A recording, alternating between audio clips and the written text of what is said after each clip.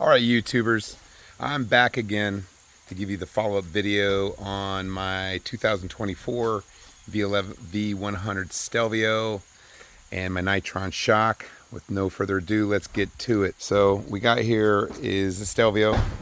I've pretty much tricked it out the best I could for off-roading.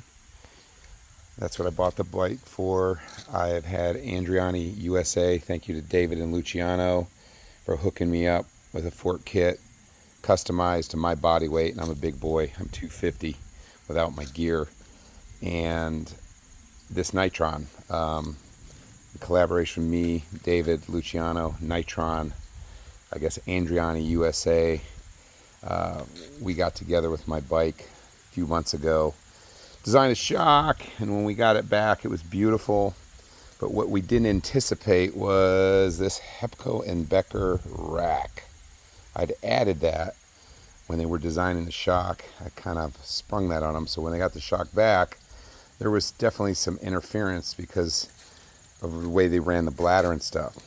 So they redesigned the shock and got a guy over in the UK to take his bike into Nitron and, you know, actually fit it over there. But they still didn't have the rack. So we got it back this week.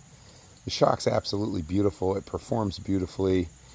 And there's still a little bit of interference, and we're going to go over that. You guys need to know that. So as far as you want a hardcore or the hardest core shock out there for this bike to do rally racing or some extreme stuff like I like to do, this is it. This is your only option, and it's going into production. It works fine with a stock Stelvio. Okay, you're going to have no problems. But what you need to know is if you start adding luggage racks and not the OEM luggage, you won't have any problem. You add one of these racks, they're not designing their shock because there's so many different racks out there.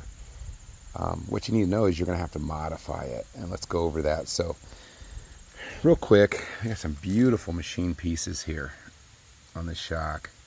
Lots of adjustment, heavy duty piston and rod.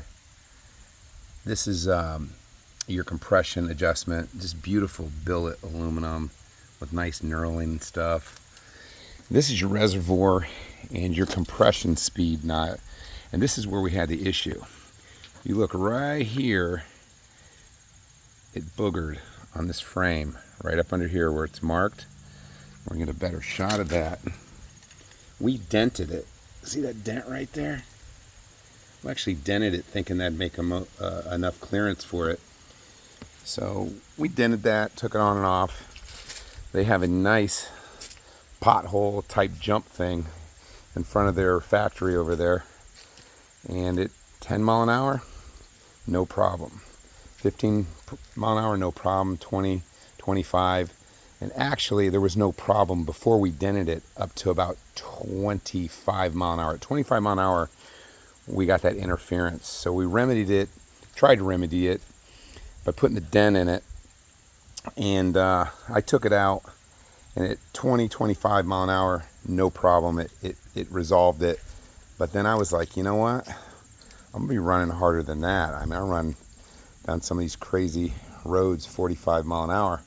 So I hit this thing, pretty much jumped the bike at 35 mile an hour. And that's when we had serious, well, not serious, but mild. Now, close up again, you can see a little shot there, really on this top little thing here. And you can see how it's the little top part where the hex nut's going, the screw's going through it. That's where it interfered. So the remedy is we're going to cut this bad boy. My fabricator is here and here, and we're going to run a straight tube straight instead of having this bend here. And that's going to give us about at least a ½ inch of clearance. And I think that will remedy it. So just want to give you guys a shout out. Thank Andriani for all their patience and Nitron for actually doing this project. And I will do a follow-up video and let you know what we find out. But I think that's actually, I won't do a follow. If it remedies it and we're good to go, I won't do a follow-up video. But in the event It does not remedy it. I'll do a follow-up video. All right, guys. Talk to you later.